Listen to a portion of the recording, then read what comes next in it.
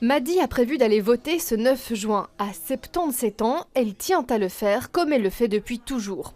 Disons que c'est un devoir, mais c'est aussi un droit.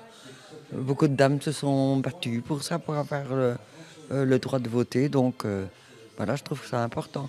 Pour elle, se déplacer n'est pas un souci. Elle ne veut donc pas donner une procuration à un proche, mais cette option était sur la table. Il y a 3 cas de figure qui se présentent. Le résident qui est capable d'aller voter, et à ce moment-là, nous, on est informés et on le laisse aller voter seul ou avec un membre de la famille.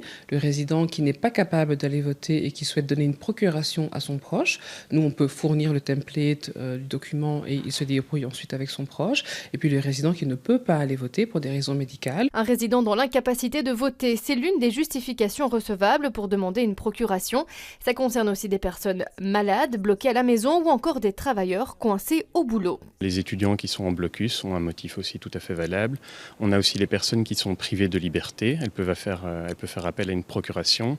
On a aussi les cas de maladie dans lequel on est en impossibilité de se déplacer.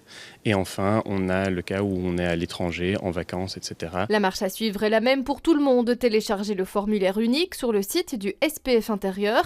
Il suffit de cocher le motif qui vous correspond, puis de le faire compléter par son employeur, son médecin traitant ou l'autorité compétente. La personne donne cette procuration à son mandataire et en fait le mandataire va aller d'abord effectuer son vote et ensuite il va se rendre dans le bureau de vote du mandant avec la convocation électorale du mandant et sa procuration et sa carte d'identité. Un électeur ne peut assurer qu'une seule procuration et il ne peut le faire que pour les élections pour lesquelles il vote. Par exemple, un jeune de 16 ans ne pourra devenir mandataire que pour un autre jeune de 16 ou 17 ans puisqu'il ne vote que pour le scrutin européen.